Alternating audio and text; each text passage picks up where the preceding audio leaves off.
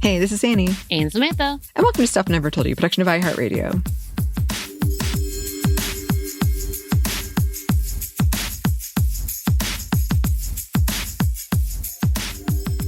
And today, for our Feminists around the world, we are talking about Nepali feminist writer, filmmaker, advocate, and storyteller, and so much more, of course, with all the peoples we talk about, Nirvana Bhandary. So Bandari is a seasoned writer and journalist who's been working to advocate for the rights of women and queer people in her community. She actually calls herself an agitator, and I've listened to many interviews when she talks about this, more so than an activist, because she knows that her this conversation alone ruffles a lot of feathers. She talks about it agitates men. When she talks about feminism, the word alone causes a lot of agitation. And yes, we know this. We know this especially today. And she claims it.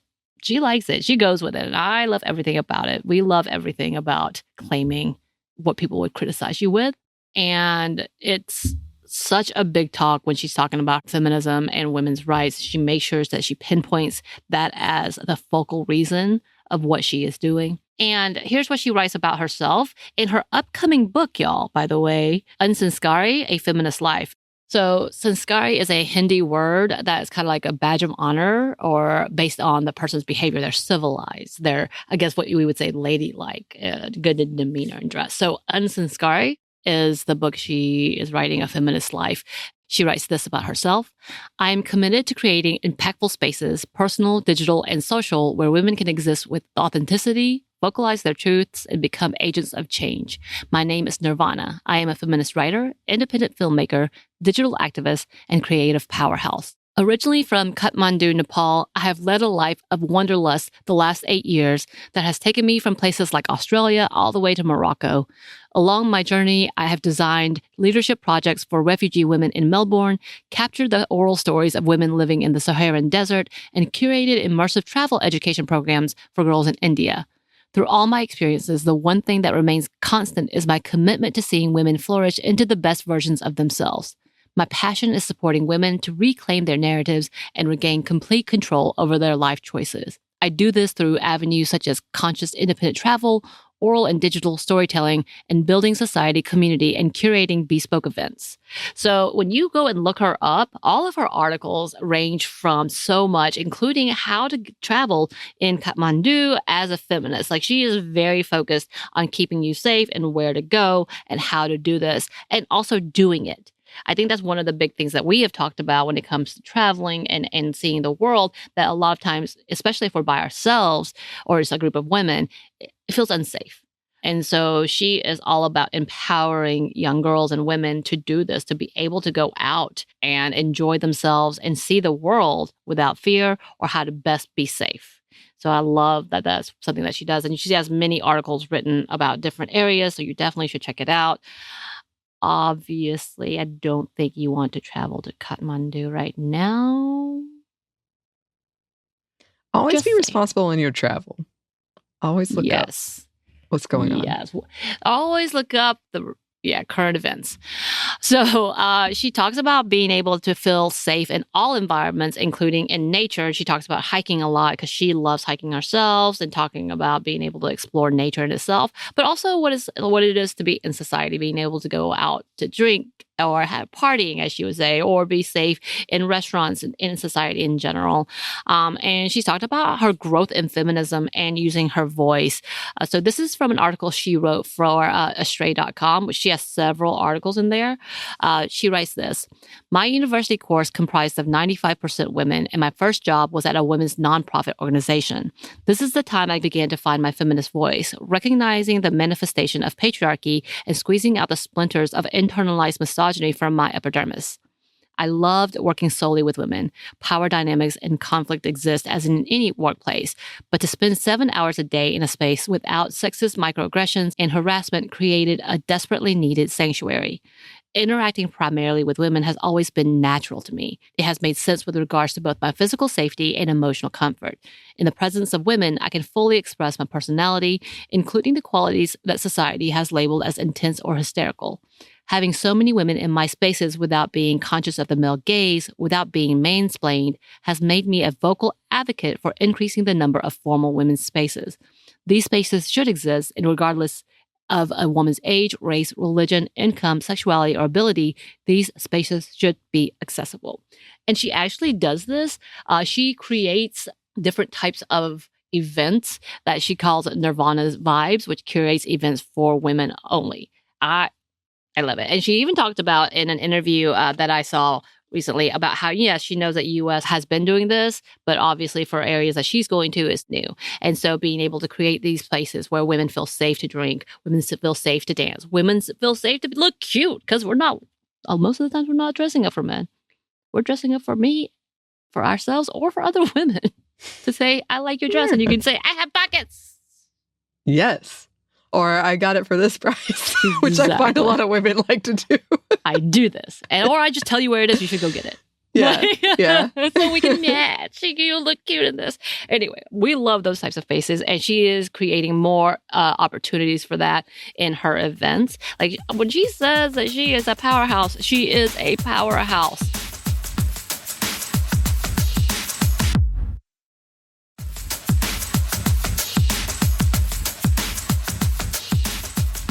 And with all of that, she explains even more about the feminist movement in Nepal and how it's changing, or hopefully changing, and grown through the years. She wrote another article, wrote for boel.de.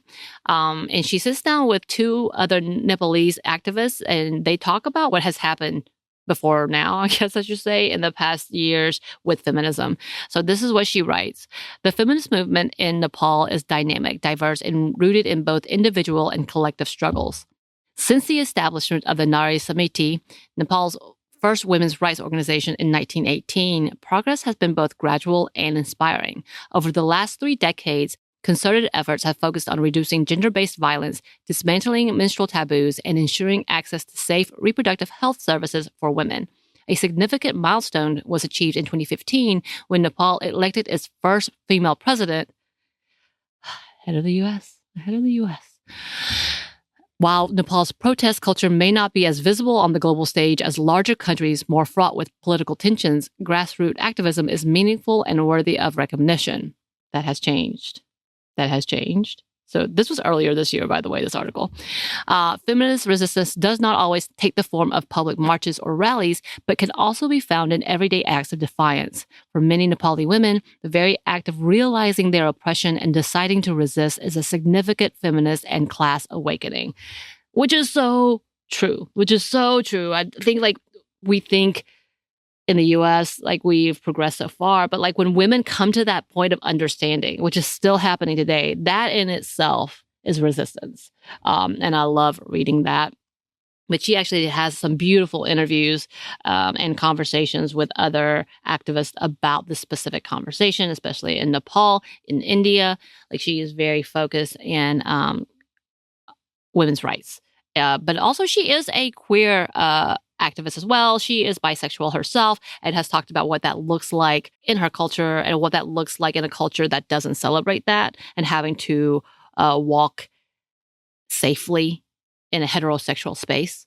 So there's a lot of great conversation she has, and understanding yeah, that's good for you, feel liberated and out, but there's a lot of places that's not okay. So we have to navigate these spaces differently.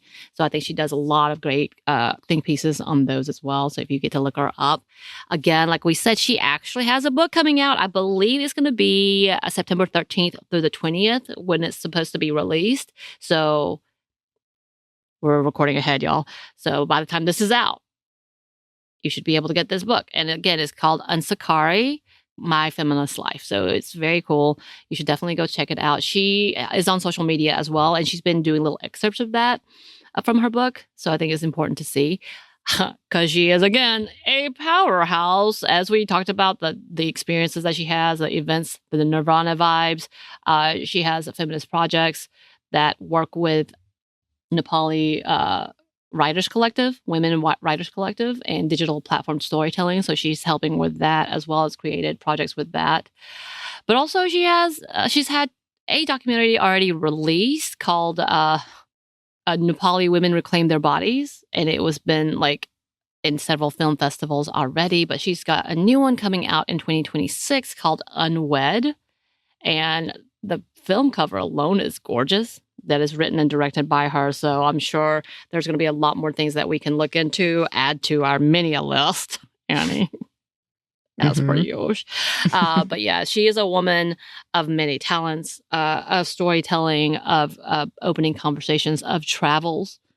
I want to be her friend in real life. I want to make that happen. You're good at that, Samantha. I'm gonna try to find Here this. You are. I'm gonna do this. I believe in you. I truly do. Well, listeners, please let us know if you have any suggestions for the segment or any thoughts about anything we've talked about. You can email us at hello@stuffInevertoldyou.com. You can find us on Blue Sky at Mom Stuff Podcast or on Instagram and TikTok at Stuff I Never Told You. We're also on YouTube, and we have new merchandise at Cotton Bureau.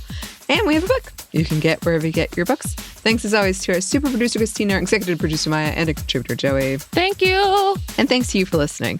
Stuff I Never Told You is a production of iHeartRadio. For more podcasts from iHeartRadio, you can check out the iHeartRadio app, Apple Podcasts, or wherever you listen to your favorite shows.